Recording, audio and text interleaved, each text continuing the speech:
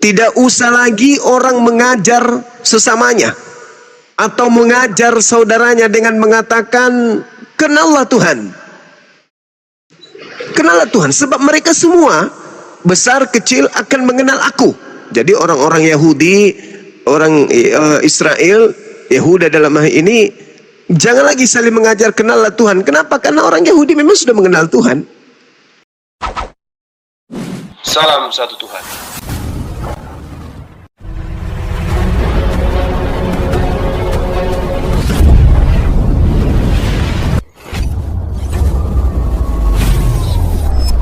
Ya, pengantar ini singkat para sahabat. Dukung semua ya sahabat-sahabat kita channel Densa News Muslim. Di like, di subscribe, di share sebanyak mungkin untuk supaya mencegah sahabat-sahabat kita di luar sana tidak terpengaruh terhadap pemurtadan. Semoga Allah memberikan selalu sikap istiqamah. Salam satu Tuhan, Allahu Akbar. Kan hukum Taurat, di mana Tuhan telah menyimpan hukum Taurat itu di dalam batin mereka, menuliskan hukum Taurat itu dalam hati mereka, maka mereka telah mengenal Tuhan pencipta langit dan bumi, sama seperti umat Islam mengenal Tuhannya. Dan ini kalau dipercaya oleh Kristen juga sebagai firman Tuhan, harus diakui. Dan tidak usah lagi orang mengajar sesamanya atau mengajar saudaranya dengan mengatakan, kenallah Tuhan, sebab mereka semua besar kecil akan mengenal aku. Demikianlah firman Tuhan, sebab aku akan mengampuni kesalahan mereka dan tidak lagi mengingat dosa mereka.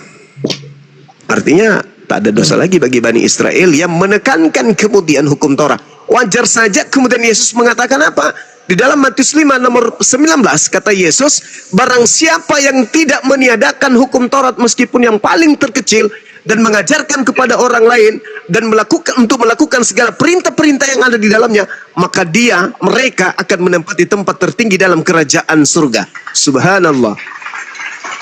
Ya, sayangnya kalau Kristen masih butuh seperti ajaran Dewa Molok. Alhamdulillah, kalau dalam agama Yahudi terkait dengan dosa solusinya sama seperti umat Islam, menjalankan hukum Tuhan, kemudian Tuhan tidak perlu lagi dicari mana Tuhan itu, karena kecil besar orang Islam dan juga orang Yudaism, ya Bani Israel atau Bani Yakub itu sudah mengenal Tuhannya. Jadi tidak perlu lagi umat Islam itu ditipu-tipu. Ini ada Tuhan kemudian manjat pohon, ada Tuhan kemudian berenang di sungai, ada Tuhan jalan di atas air, ada Tuhan naik kuda dan seterusnya. Itu enggak umat Islam dan Yahudi menganggap itu lelucon yang kayak gitu-gitu. Ya, jadi kesimpulan saya, di Islam kami tidak mengenal seperti yang dipaparkan pendeta tadi. Di Islam dan Yahudi solusinya dosa itu adalah bertaubat. Demikian sementara saya dengarkan, saya menyimak Pak Pendeta, silakan. Iya, betul. Kalau dalam tradisi Yudaism itu pengampunan dosa itu lewat korban sembelihan anak domba misalnya. Jadi setiap perbuatan dosa yang dilakukan oleh umat Israel pada saat itu setiap tahun mereka mengorbankan anak domba atau lembu. Jadi ketika dosa telah dilakukan itu ada pendamaian antara umat Israel dengan Tuhan lewat para imam di Bait Allah. Jadi itu dilakukan setiap tahun, berulang-ulang kali dilakukan. Tetapi dalam iman Kristen, pengorbanan Yesus Kristus di kayu salib itu hanya sekali dilakukan, tidak dilakukan berulang-ulang. Sehingga kami beriman bahwa dengan kematian Yesus Kristus ke atas kayu salib, bahwa pendamaian itu sudah ada. Dosa manusia dari sejak semula serta dunia dan segala isinya itu telah diselesaikan oleh Tuhan Yesus dengan kematian di atas kayu salib. Jadi untuk perbuatan-perbuatan dosa yang dilakukan oleh orang Kristen itu dilakukan lewat pengampunan dosa di dalam Tuhan Yesus. Jadi memang berbeda, tetapi sebenarnya itu adalah sebuah gambaran dari perjanjian lama. Perjanjian lama bagaimana manusia ketika sudah berbuat dosa meminta ampun lewat anak lembu. Tetapi dalam perjanjian baru, kematian Yesus Kristus merupakan akhir dari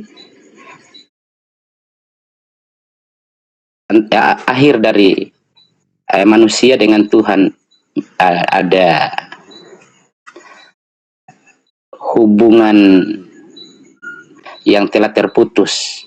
Jadi begitu Bang Juma. Memang tradisi yang berbeda, tetapi kami sebenarnya berakar dari Yudaism. Begitu. Memang agak lain. Iya. Itu mungkin yang bisa Siap. saya sampaikan. Baik, terima kasih atas paparan dari Pak Pendeta. Saya melihat data di dalam Kisah Para Rasul 8:22, bertobatlah dari kejahatanmu ini dan berdoalah kepada Tuhan supaya Ia mengampuni niat hatimu dan seterusnya. Ada banyak data di dalam kitabnya orang Yahudi yang menganjurkan kemudian bertobat.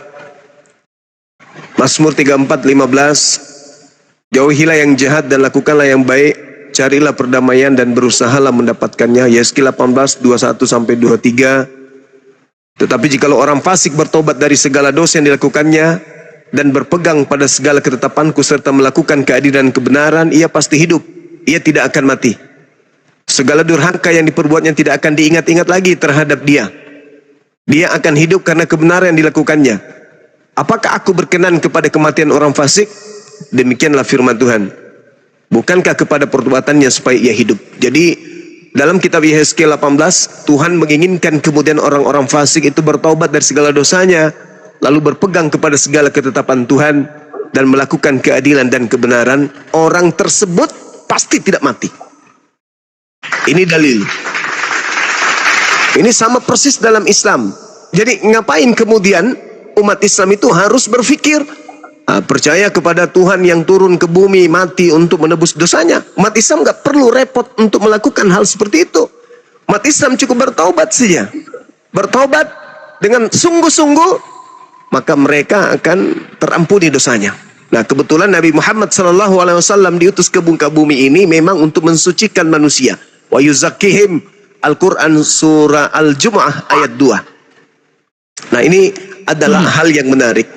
Ada juga pengakuan Yesus, Markus 1:15, waktunya telah genap, kerajaan Tuhan sudah dekat, bertobatlah dan percayalah kepada Injil. Banyak hal dalam kitabnya saudara kita Kristen yang mengajarkan pertobatan dan itu berasal dari Yesus sendiri yang berkata. Konon Yesus yang berkata di situ. Sebagian juga ada narasi penulis. Artinya bahwa dari segi keagamaan ini, konsep solusi dosa di Islam itu sangat kasih. Cerminan kasih itu akan nampak terbias dalam ajaran Islam ini. Kenapa? Allah sangat kasih kepada hambanya. Hanya dengan hambanya mengatakan, ya Rabb, aku mohon ampun atas segala dosaku. Pencipta langit dan bumi seketika menghapuskan dosa tersebut. Kasih. Makanya disebut Maha Kasih, Ar-Rahman. Tapi kalau di Kristen, alhamdulillah kami umat Islam tidak menganut ajaran tersebut.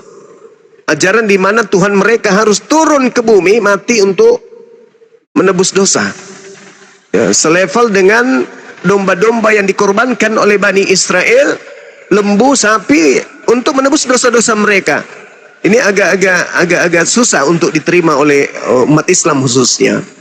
Karena itu, sekali lagi saya katakan, dalam ajaran agama Islam, ketika kita berdosa, maka solusinya, faman taba min ba'di zulmihi wa aslaha fa innallaha yatubu alaih.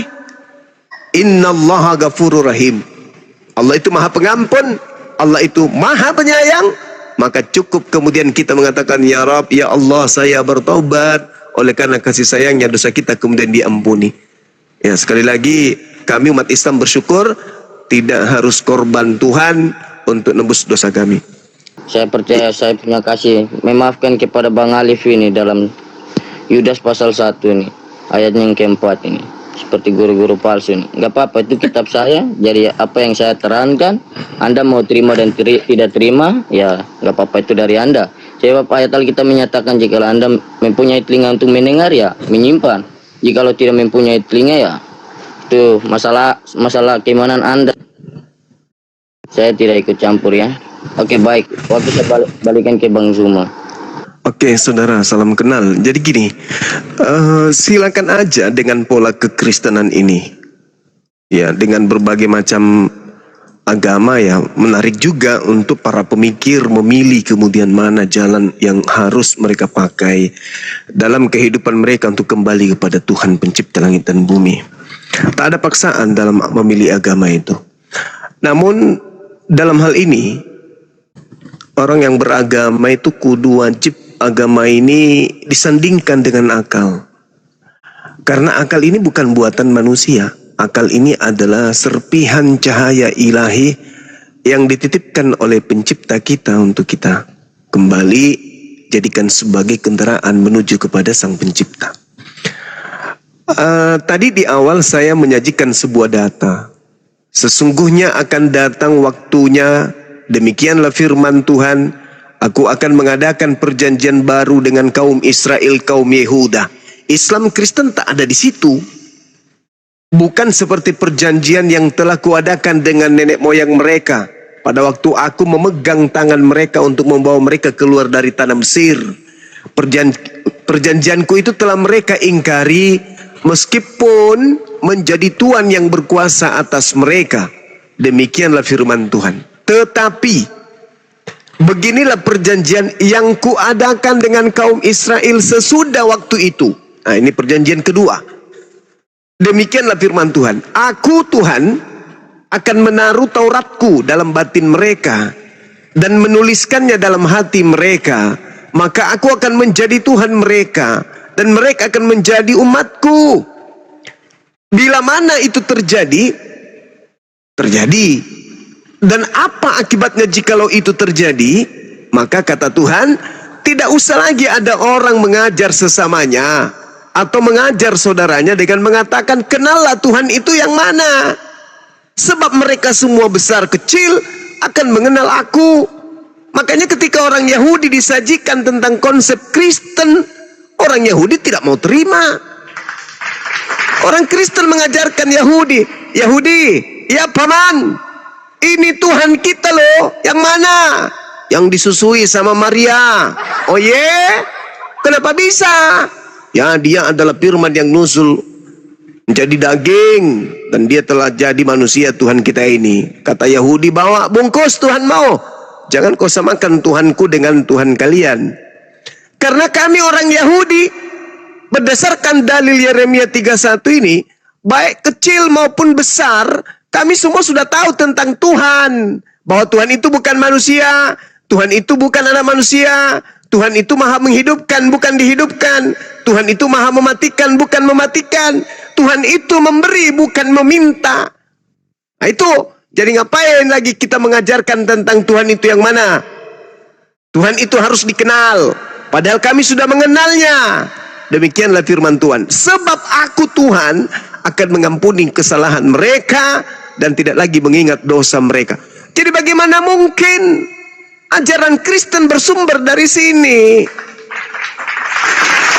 Tidak mungkin. Karena orang-orang Yahudi sudah mengenal Tuhannya. Orang-orang Yahudi sudah intim dengan Tuhannya.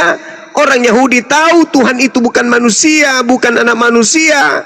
Bagaimana mungkin seorang Maria, keturunan Harun, melahirkan Tuhan mereka?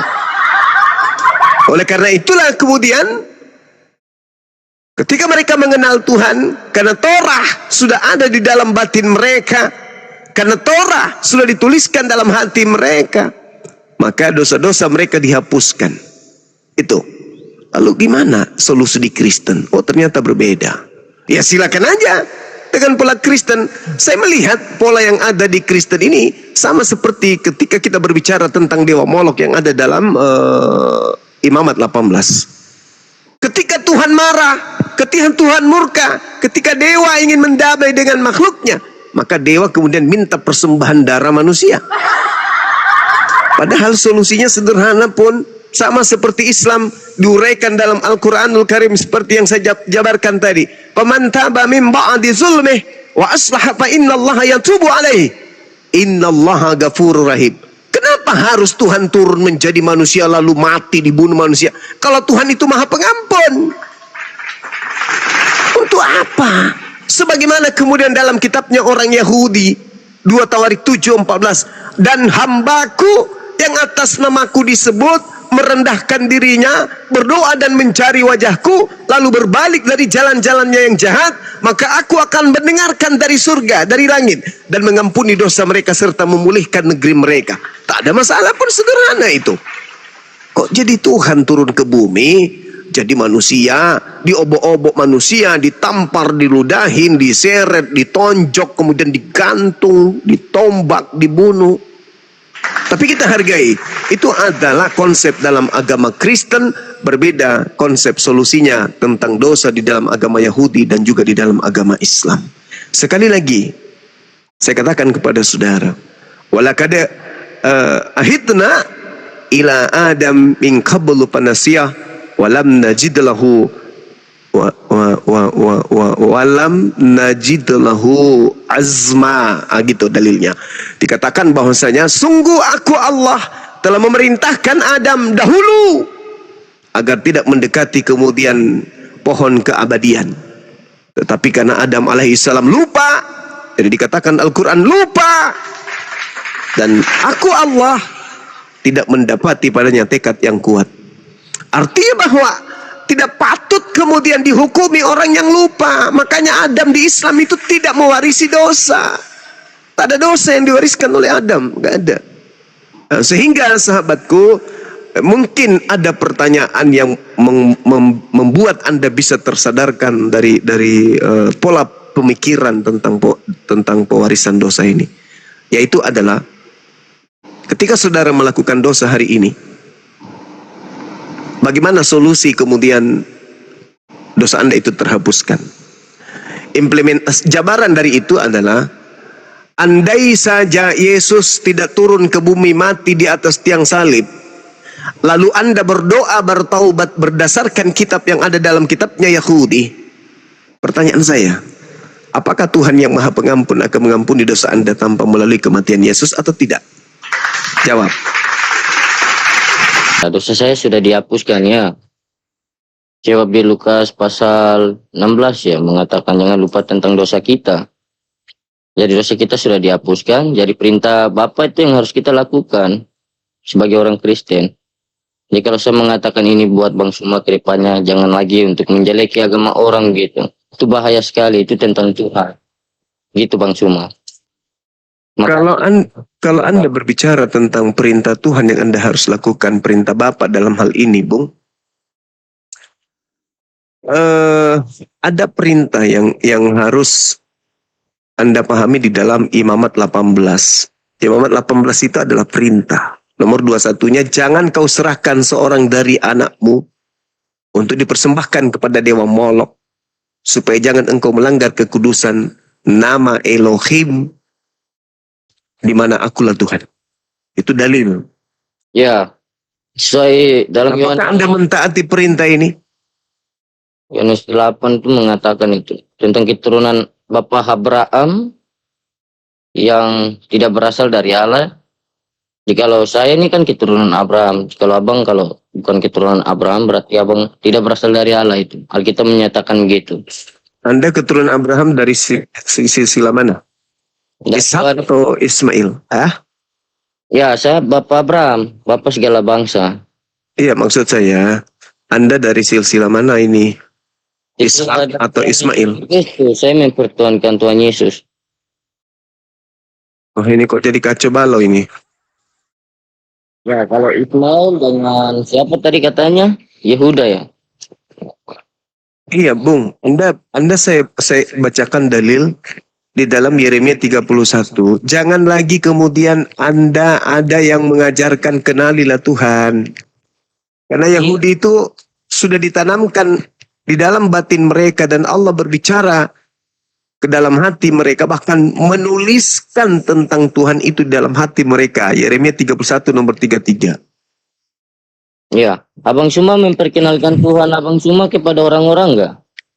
Itu sudah dilarang loh. Kalau kami dengan orang Yahudi tidak ada kemudian diskusi tentang pengenalan kepada Tuhan. Karena kami secara spontan, otomatis kami mengenal Tuhan kami. Yahudi otomatis telah mengenal Tuhan mereka. Makanya Tuhan mereka Anda tanya, kamu kok bisa mengenal Tuhanmu? Memang Tuhanmu itu seperti apa? Orang Yahudi akan senyum-senyum aja. Iya, Karena cakupan berbicara mengenai Tuhan itu adalah bagaimana Tuhan itu memperlihatkan dirinya di seluruh penjuru. Begitu juga umat Islam. Berbeda dengan Kristen, mana Tuhanmu? Nah, harus kudu masuk ke ruang tamu, panggil teman yang masuk, itu Tuhan saya di tembok. Di atas tuh namanya Yesus. Alkitab mengatakan Tuhan kita duduk di sebelah kanan Allah Bapa yang Maha Kuasa. Nah itu dia. Artinya sembahan saudara duduk di sebelah kirinya, sebelah kanannya Tuhannya Yahudi kan. Iya. Tapi salah satu tidak bisa terpisahkan. Tuhan itu artinya satu. Anda kemudian mengatakan kalau siapa Pak Prabowo dan Pak Gibran itu satu, Anda mengatakan itu adalah satu hakikat. Bapak Prabowo Bapak Prabowo adalah tubuh dan kekuasaan Bapak Prabowo kepada seluruh rakyat Indonesia adalah kekuasaan Tuhan yang Maha Kuasa. Itulah. Saudara saya mohon maaf, Anda tidak menjalankan ajaran Yesus itu dengan baik. Anda membangun sebuah narasi kepercayaan, keyakinan berdasarkan ajaran orang Roma, bukan berdasarkan orang Timur Tengah. Beratnya itu di situ. Ya, saya buka Yohanes dulu ya. Ya, silakan. Silakan. Ingat saudara, di dalam kaidah Yahudi tidak perlu lagi mencari Tuhan, tidak perlu lagi mengajari orang Tuhan itu begini, Tuhan itu begitu, nggak perlu. Karena mereka sudah mengenal Tuhan mereka. Jadi ketika orang Kristen datang menjual Yesus kepada orang Yahudi, ya, bisa dibeli, tapi dibeli dengan air liur.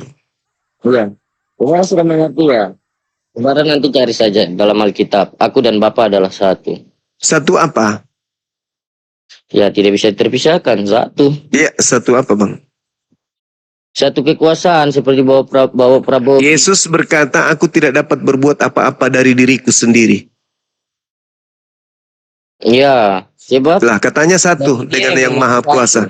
Kalau kita percaya kepada Kristus, enggak nyambung lagi nih. Kalau Anda mengatakan aku dan Bapa adalah satu, Yesus mengatakan aku tidak dapat berbuat apa-apa dari diriku sendiri. Apakah juga Bapa tidak bisa berbuat apa-apa dari dirinya sendiri? Ya. Sama seperti Yesus. Dan Yesus diutus apa benar? Alamak. Seorang generasi. Ya. Ini saudara kalau jadi tokoh agama hancur jemaat. Kita di dunia ini kita berpikir tentang dunia atau tentang surga. Alamak. 24 jam. Masolang generasi. Dunia atau 24 jam untuk Tuhan. Saya berharap Ponyi kalau kau berbicara kau berdasarkan dengan dalil.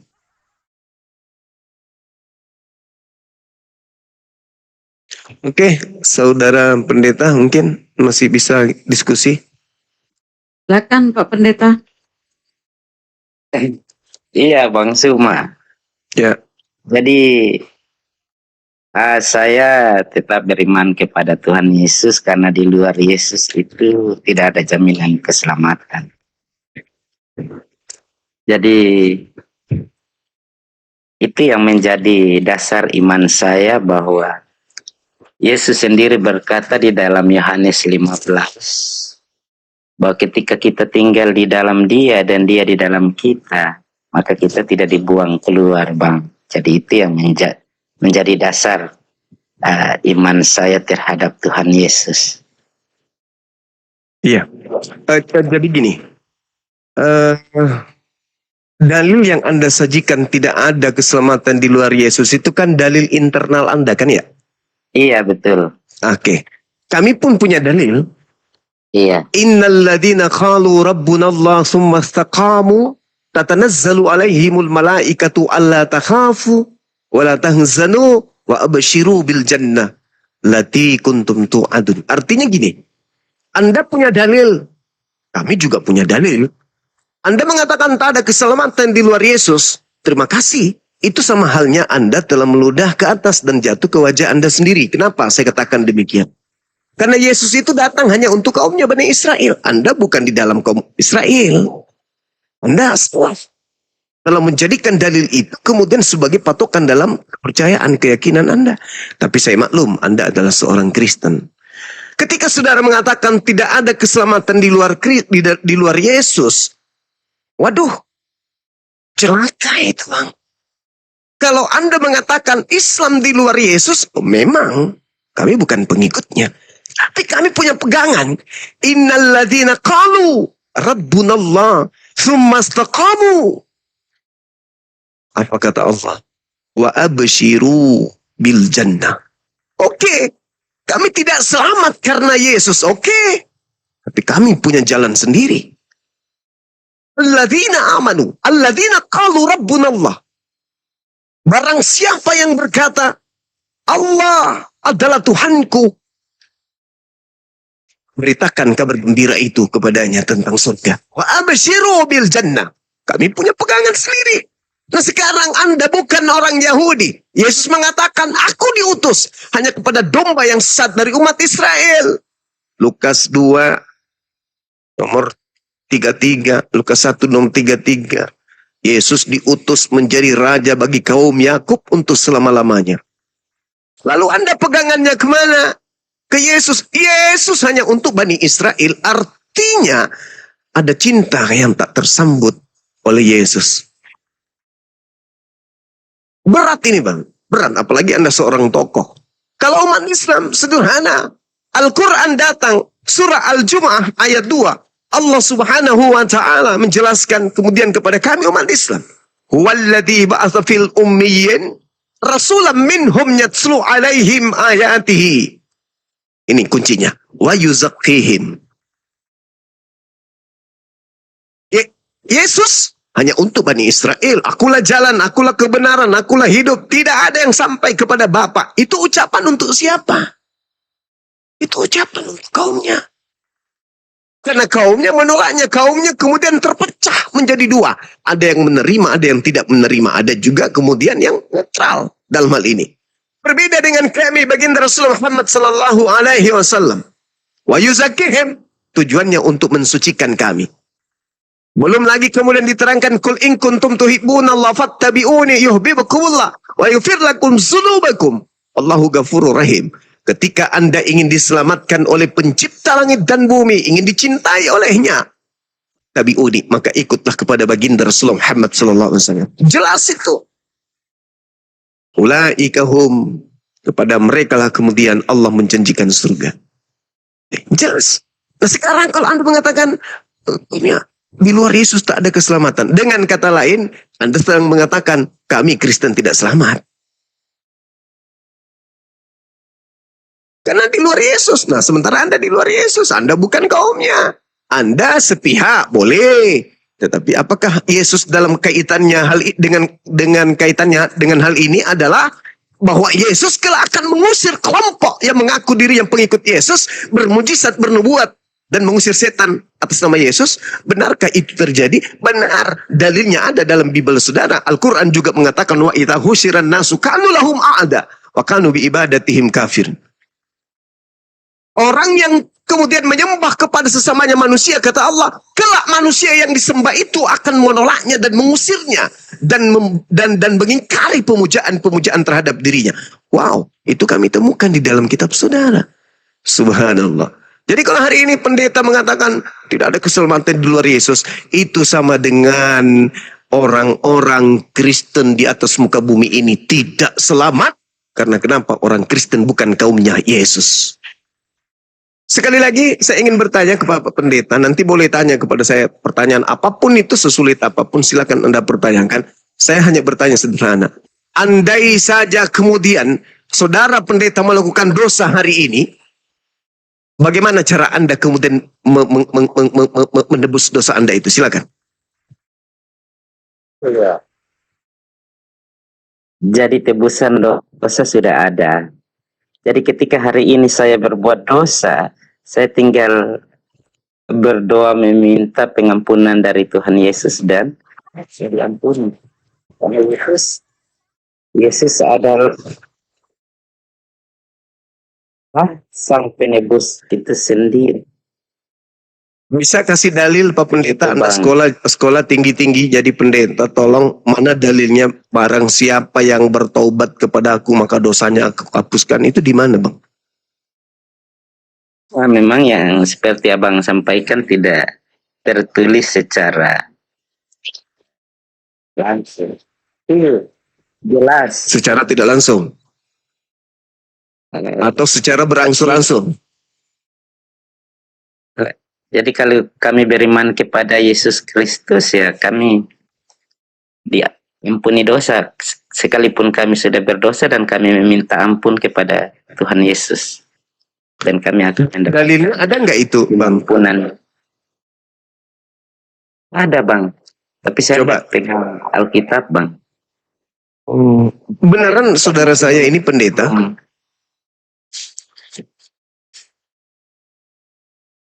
Saudara beneran pendeta?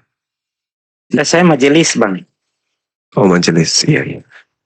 Oke, berarti tak ada dalil ya. Sementara tadi saya menyajikan dalil 2 Tawarik 7:14.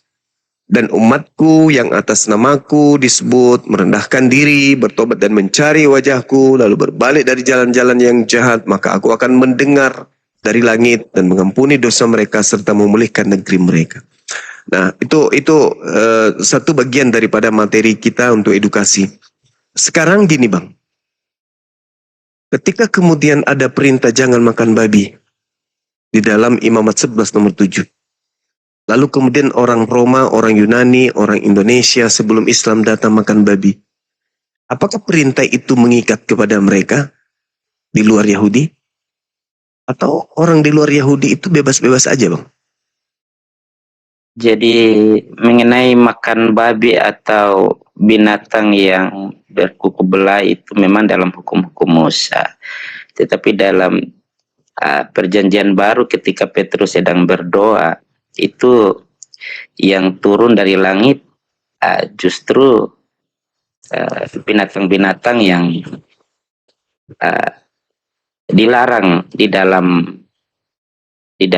hukum Musa. Tetapi justru Petrus disuruh makan apa yang dihalalkan oleh Tuhan, itu tidak bisa diharamkan oleh manusia. Jadi begitu Bang. Maksudnya gini saudara, Imamat 11 nomor 7, jangan engkau makan babi karena itu haram bagimu. Ketika orang di luar Yahudi makan babi, apakah dihitung haram untuk mereka di luar Yahudi? Iya, karena Yesus sendiri mengatakan bahwa apa yang masuk lewat mulut dan keluar ke jamban itu bukan haram, tapi justru apa yang keluar dari hati itulah yang haram, yang dimaksudkan oleh Yesus halal haram seperti itu. Tapi standar-standar dalam Yudaism kan yang lahiriah, tapi yang dimaksudkan oleh Yesus hal-hal yang rohania Bang. Saudaraku, saya ulang lagi ya. Ketika ada perintah kepada orang Yahudi jangan makan babi karena itu haram bagimu, di luar Yahudi apakah berdosa ketika mereka makan babi? Kalau Kristen enggak. Nah, sepakat kita. Jadi ketika Kristen makan babi tidak berdosa. Yang kedua, ketika orang Yahudi diperintahkan jangan kau menyembah kepada ilah lain. Adakah perintah ini juga terhadap Kristen? Iya, sebenarnya ada. Di mana dalilnya? Di dalam dalam perjanjian lama juga, dalam perjanjian baru ya mentuhankan Tuhan. Di dalam perjanjian lama yang saya minta, Bang. Sebagaimana tadi haramnya babi di perjanjian lama, dan Anda mengatakan Kristen tidak terikat dengan haramnya babi. Nah sekarang ketika ada perintah kepada orang Yahudi, jangan ada ilah lain di hadapanku. Apakah itu terikat juga untuk orang Kristen? Jangan mengilahkan selain Tuhannya Yahudi? Ada. Mana dalilnya?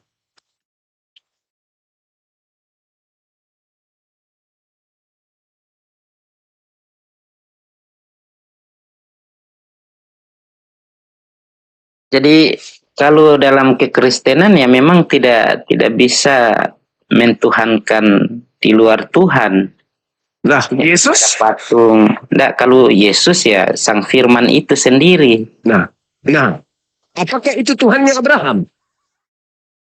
Iya, dia kan sang firman yang menjelma menjadi manusia. Oh, itu sekali lagi saya katakan, apakah dia Tuhannya Abraham? Iya, kalau sang firman ya berarti Tuhannya Abraham sebenarnya. Di mana dikatakan di kitabnya Yahudi Bang bahwa Tuhannya Abraham itu adalah sang firman? Karena dalam penciptaan dari semula itu memang firman, jadi sekalipun tidak tertulis bahwa bangsa Israel harus beriman kepada sang firman itu Tuhan, tapi sebenarnya yang menciptakan langit dan bumi adalah sang firman itu, Bang. Jadi gini saudaraku, ketika Anda mengambil kata sang firman itu merujuk kepada hakikat pencipta. Tapi kalau Anda berbicara mengenai firman yang menjadi daging, itu bukan sang firman yang menjadi daging, tetapi ucapan dari sang sumber yang menjadi daging. Dalilnya Yesaya 55 nomor 11. Tuhan ketika berfirman, apa yang keluar dari mulutku, perkataan firman keluar dari mulut, tidak akan kembali dengan sia-sia kepadaku. Firman yang sedang keluar ini, yang sudah keluar ini, sebelum apa yang kuinginkan terjadi. Innama amruhu idza arada syai'an ayyakula lahu kun fayakun. Itu kaidah, Bung. Jadi ketika Tuhan menghendaki terjadi sesuatu atau tercipta sesuatu, maka Tuhan hanya mengatakan jadi. Hanya firman yang keluar dari mulut, A jadi A, B jadi B. Tidak akan mantul kembali kepada Tuhan sebelum apa yang diucapkan itu terjadi. Begitu juga halnya ketika dia mengatakan, hamillah engkau wahai Maria. Hamil.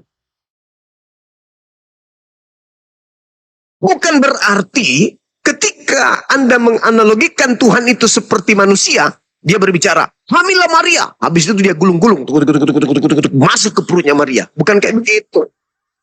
Atau, jadilah kerah. Nah, setelah dia berbicara jadi kerah, dia gulung-gulung. Dia sendiri jadi kerah. Bukan begitu, Bang. Ketika dikatakan firman itu telah menjadi daging, ucapan Tuhan yang tadi yang mengatakan, wahai Maria hamil, dan hendaklah kau melahirkan seorang anak, dan berilah nama Yesus.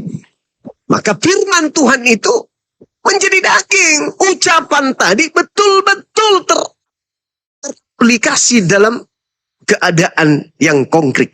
Jadi daging. Bukan Tuhan setelah mengatakan, aku mau makan pisang. Tuhannya jadi pisang. Enggak. Ini yang perlu saudara cermati lebih baik, lebih bijak lagi. Tapi cakupan kekristenan, sekali lagi, bukan dari pola ini. Cakupan kekristenan itu polanya bukan dari Yohanes 1, Bang.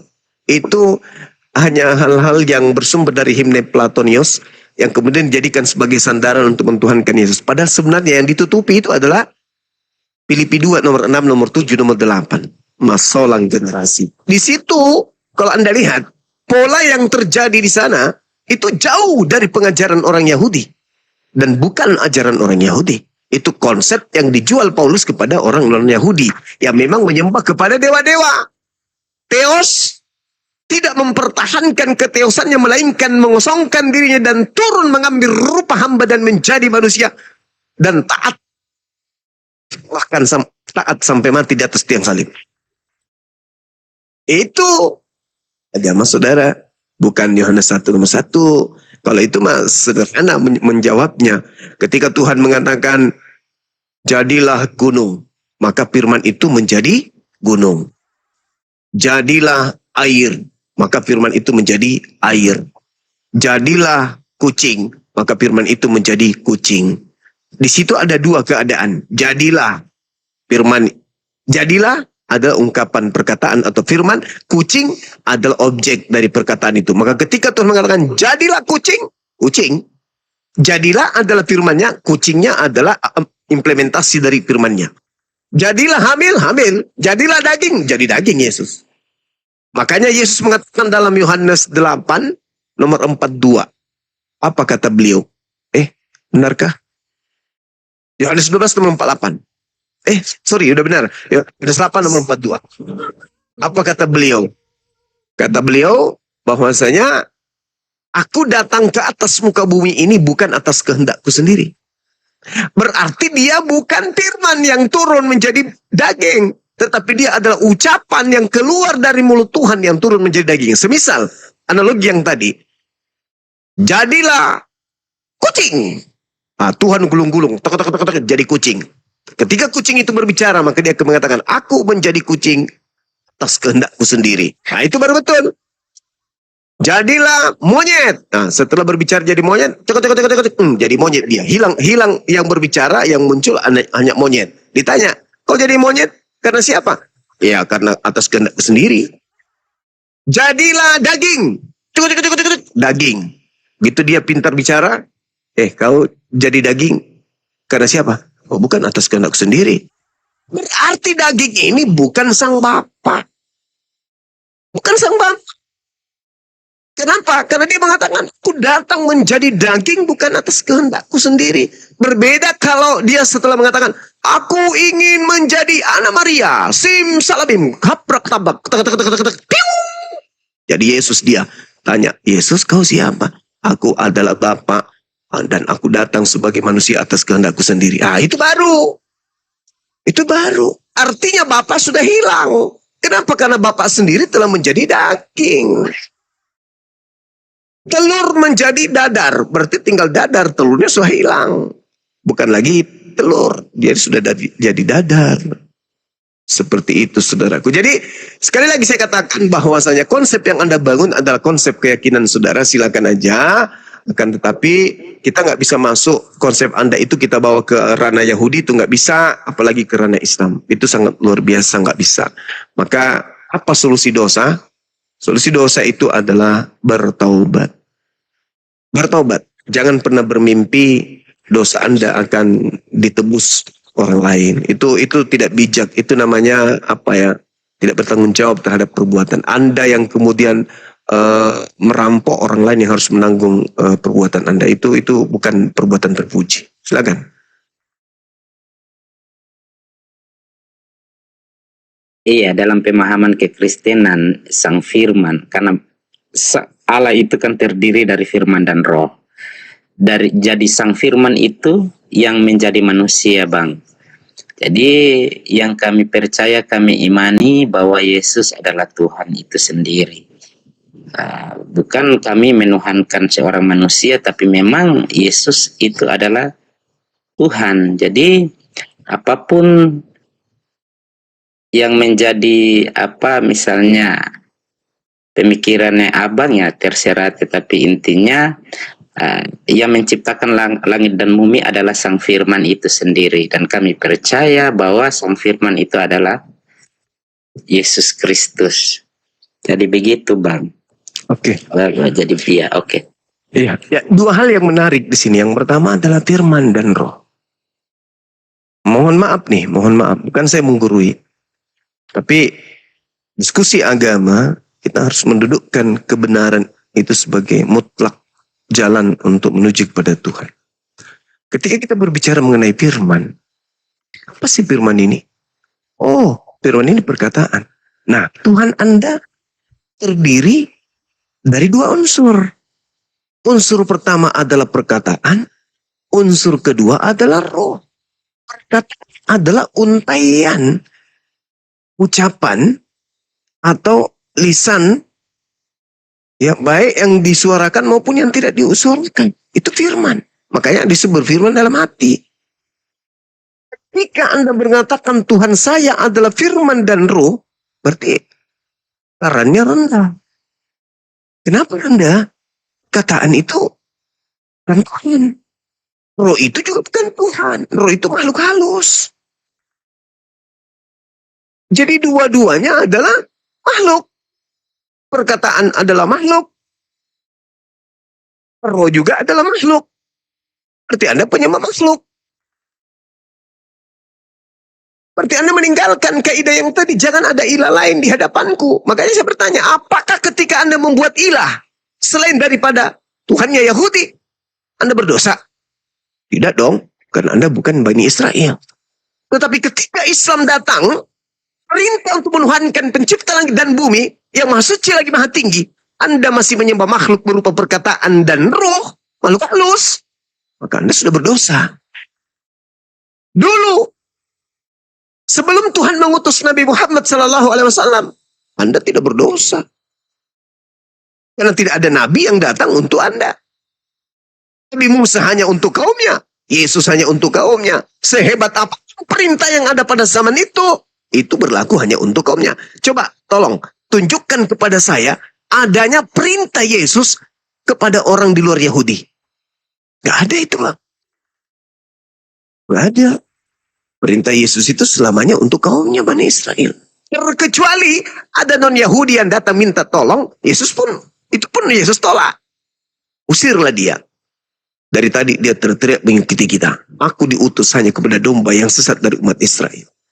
Nah, sekali lagi, ketika saudara menuhankan roh, ketika saudara menuhankan perkataan, zaman Yesus, Anda tidak berdosa. Karena Anda bukan kaumnya. Terkecuali ada nabi yang datang kepada Anda mengajarkan itu. Tapi kan nggak ada. Anda nggak berdosa. Tapi setelah ketika Islam datang, maka Anda dihitung berdosa. Inilah yang selalu kemudian tidak dimengerti oleh beberapa apologet Islam. Ketika ditanya, bagaimana mungkin ada keselamatan dalam Islam? Emang kenapa, Paman? Orang tua nabimu nggak masuk surga? Orang tua nabimu itu masuk neraka. Bapaknya Nabi Muhammad itu masuk neraka. Ibunya masuk neraka. Terus siapa lagi yang masuk neraka menurutmu? Ya itu aja. Ibu dan ayahnya. Tahu nggak kau? Sebelum kemudian Nabi Muhammad menerima risalah kenabiannya, orang tuanya meninggal duluan. Ada nggak perintah Islam sebelum Nabi Muhammad itu kemudian menerima risalah kenabian? Nggak ada. Berdosa nggak orang tuanya? Nggak berdosa. Lalu hukuman apa yang Anda ingin sampaikan kepada beliau? Sampai dia dihukum neraka. Ada? Wah, ada dong. Ada. Kecuali Islam sudah datang, bapaknya menolak, ibunya menolak, baru dia masuk neraka. Begitu juga Kristen. Kristen sebelum Islam itu datang, sebelum ada perintah kepada mereka, kemudian lalu mereka langgar, ya tidak dihitung dosa. Karena mereka hidup di zaman fatrah. Apakah mereka disebut zalim? Enggak. Apakah mereka disebut kafir? Enggak juga. Karena belum datang kemudian Nabi Muhammad. Nah, tapi dia tidak mengikuti Yesus. Yesus hanya untuk kaumnya. Nabi Musa untuk kaumnya. Mereka bukan kaumnya. Berarti mereka hidup di zaman mana? Zaman fatrah. Terkecuali ada yang dirahasiakan oleh Allah yang kita tidak tahu. Apa itu? Sebenarnya ada datang Nabi kepada mereka, tapi mereka tolak. Ya, wallahu alam bisawab. Tapi yang pasti adalah, hari ini ketika ada manusia hidup di atas muka bumi, sudah datang Nabi Muhammad tapi tidak beriman kepada Nabi Muhammad, dihitung kafir. Telah berdosa. Mau secantik apapun lisannya mengatakan agama kami yang paling benar. Nggak ada itu. Nggak ada. Contohlah seperti ketika kita tanya kepada seorang pendeta yang ngaku majelis. Saya tanya, apakah kemudian ada perintah kemudian di dalam agama saudara begini dan begono? Apakah kemudian ketika Anda melakukan dosa hari ini, Yesus masih turun ke bumi menebus untuk kedua kalinya? Enggak. Ternyata semua yang percaya kepada dia, yang penting dia berdoa selalu percaya akan diselamatkan. Ada dalil nggak? Nggak ada tertulis katanya. Jadi yang pasti, Bung, solusi dari Islam itu bertaubat. Sementara pertanyaan saya dari tadi nggak ada yang dijawab oleh saudara-saudara kita Kristen di sini, bahwasanya ketika orang Kristen ini melakukan dosa tanpa kematian Yesus lalu bertaubat kepada pencipta langit dan bumi, apakah dosanya ditebus atau tidak? Nah, ini belum dijawab.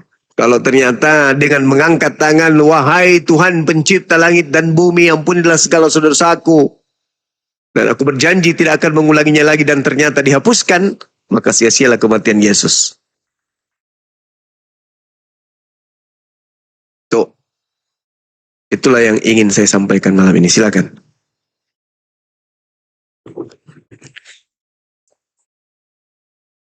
Ya Bang, jadi memang kedatangan Yesus kepada kaumnya itu untuk menegakkan hukum-hukum.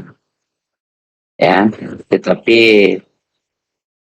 ketika Yesus berangkat atau naik ke sorga itu, dia berpesan pada murid-muridnya untuk menyampaikan Injil. Dan Injil ini harus disampaikan ke seluruh dunia.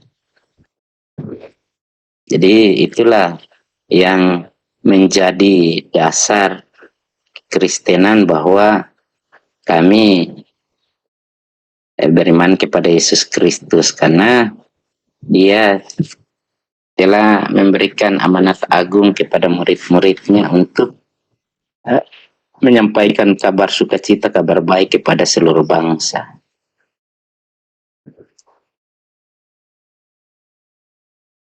Ya. Jadi kalau Anda berbicara terkait dengan Injil Yesus, beritakanlah Injil kepada seluruh. Sayangnya Injil yang dimaksud itu bukan Lukas, Markus, Matius, Yohanes, Galatia, bukan juga yang lain. Yang kemudian Yesus ajarkan. Yesus tidak mengenal kitab-kitab itu. Justru yang harus menjadi landasannya adalah Filipus, sang murid yang bernama Filipus ini. Maka mulailah Filipus berbicara dan bertolak dari nas itu, dan ia memberitakan Injil Yesus kepadanya. Jadi ada Injil Yesus yang bukan Injil Markus, bukan Injil Lukas, bukan Injil Matius, bukan Injil Yohanes, tapi Injil Yesus yang diberitakan kemudian oleh Filipus. Yang kita cari ini Injil Yesus. Yang diberitakan oleh Yesus, ya di Markus 1 adalah Injil Yesus. Yang dipanggil kemudian untuk mengajarkan Injil ya Filipus. Yohanes 1 nomor berapa itu? 43 kalau nggak salah. 53 kalau nggak keliru saya. Itu dipanggil tuh. Filipus itulah denganku. Kemana? Ke Yudea. Ngapain? Ke Galilea maksudnya. Ngapain? Ya Yohanes Pembaptis sudah ditangkap. Lalu mari kita melakukan penginjilan. Kita beritakan Injil Allah kepada kaum yang ada di situ. Filipus ikut. Nah, setelah Yesus terangkat, Filipus mengajarkan Injil Yesus. Mana Injil Yesus itu? Maka benarlah kata Quran. Ya ahlal kitab, lima talbizun al-haqqa bil batil wa taktumul haqqa wa antum ta'lam. Ahli kitab kemudian mencampur adukkan. Pantasan yang nggak ada Injil Yesus lagi. Maka mulailah Filipus berbicara dan bertolak dari nas itu. Filipus memberitakan Injil Yesus kepadanya. Nah, mana Injil itu? Injil Yesusnya mana? Silakan. Injil Yesus yang tertulis dalam 4 kitab Injil. Jadi setelah Yesus terangkat, para muridnya menuliskan Injil yang karena mereka adalah saksi hidup.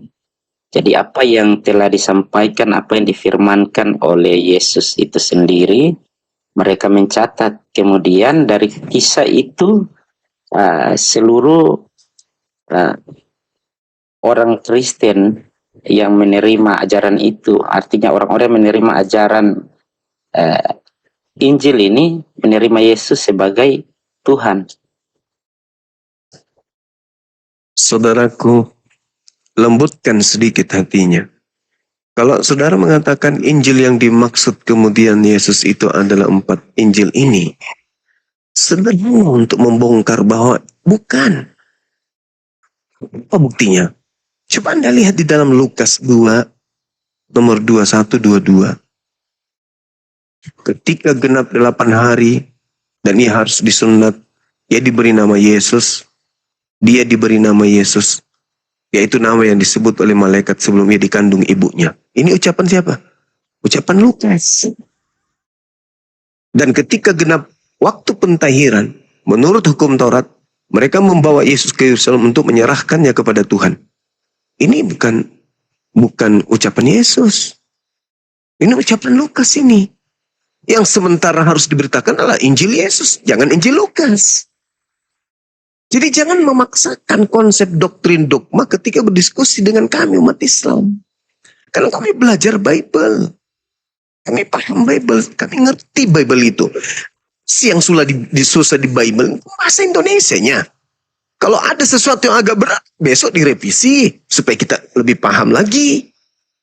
Di situ menceritakan, dan ketika genap 8 hari dan Yesus harus disunatkan. Dia diberi nama Yesus, yaitu nama yang disebut oleh malaikat sebelum dia dikandung oleh ibunya. Apakah itu firman? Apakah itu Injil Yesus? Bukan.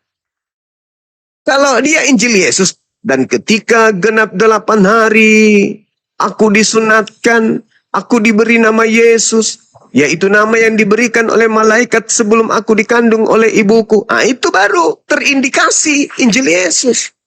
Nah, ini ucapan Lukas kok dibilang Injil Yesus. Atau memangnya Yesus berkata begitu? Karena Yesus mengatakan begini, Bung. Dalam Yohanes 12:49. Aku tidak berkata-kata dari diriku sendiri. Apa yang kukatakan adalah apa yang diperintahkan untuk aku katakan dan aku sampaikan. Segala firman yang kau berikan kepadaku telah aku sampaikan kepada mereka. Mana segala firman itu? Yang tidak bercampur aduk dengan ucapan-ucapan orang lain, mana? Ternyata nggak ada kan? Makanya Injil Yesus tak ada lagi yang diberitakan oleh Filipus ini. Disebabkan karena yang ada pada saat ini, ya 4 kitab kanon itu, saudara. Termasuk yang saya bacakan sendiri dalam Kisah Para Rasul. Kisah Rasul berapa itu? 8 ya? Nomor berapa itu? Nomor 35. Kisah Para Rasul 8, nomor 35. Maka mulailah Filipus berbicara dan bertolak dari nas itu. Ia memberitakan Injil Yesus kepadanya. Nah, ini dituliskan oleh pewarta. Kenapa saya katakan pewarta? Mereka, penulis kitab Anda itu mengumpulkan data-data. Lalu mewartakan kepada orang yang datang setelahnya. Jadi Lukas menceritakan setelah dia kumpul cerita. Dari kesaksian orang-orang atau cerita-cerita yang ada. Lalu dia susun. Itu bukan Injil Yesus, Bang. Coba dilembutkan hatinya. Silakan. Iya Bang, jadi Injil itu kan kabar baik atau kabar sukacita. Tentunya di dalamnya itu tertulis juga kisah tentang Yesus. Kisah tentang Yesus, bagaimana proses kelahirannya, bagaimana ia dalam penginjilannya, dalam pengajarannya. Bahkan hal-hal yang ajaib yang dilakukan oleh Yesus itu sendiri. Jadi terkait dengan kitab Injil ini Bang, ini sumbernya didapat langsung dari para murid ya. Jadi kitab Injil ini muncul itu dari abad atau zaman para murid. Jadi itu dikumpulkan data-data itu berdasarkan kesaksian para murid yang menjadi saksi hidup pada saat itu, Bang. Oke, saudaraku, saya sederhanakan gini. Ketika Lukas berbicara, dan ketika genap 8 hari dan ia harus disunat, dan ia diberi nama Yesus, itu ucapan Yesus atau ucapan pengarang Lukas? Nah, itu ucapan Lukas. Nah, yang saya tanya Injil Yesusnya. Iya. Jadi sebenarnya Injil Yesus tidak ada. Injil Yesus tidak ada. Tapi terkait dengan kitab Injil. Coba Anda baca Kisah Para Rasul 8 nomor 35. Maka mulailah Filipus memberitakan nas itu. Iya, jadi kali itu Nas dengan yang dia- dimaksud. Nas itu apa Bang? Nas. Nas itu firman Tuhan. Hah? Ayat-ayat kan? Nas itu apa?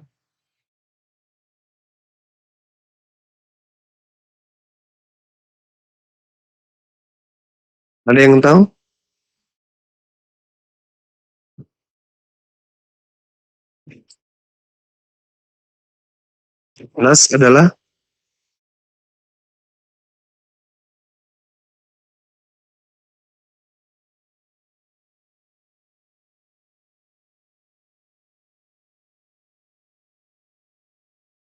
Nas adalah ketetapan ilahi.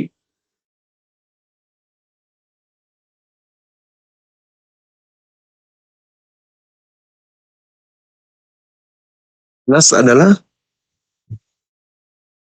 Ya, firman Tuhan, Bang. nas itu dalil. Sama dengan naskah atau dalil, nas.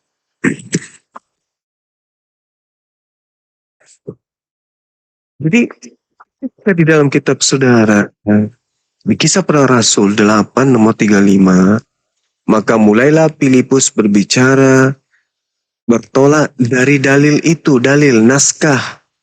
Dalil naskah.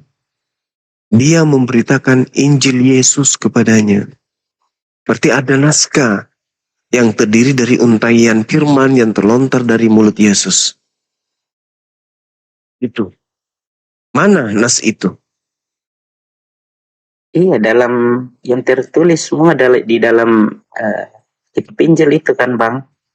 Jadi nas itu ditulis di dalam yang ada di dalam Injil.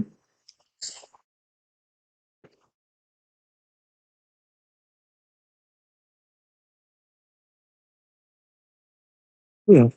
Nas apa? Nas yang mana ini? Yang kata kitab saudara. Lukas sendiri yang menceritakan itu.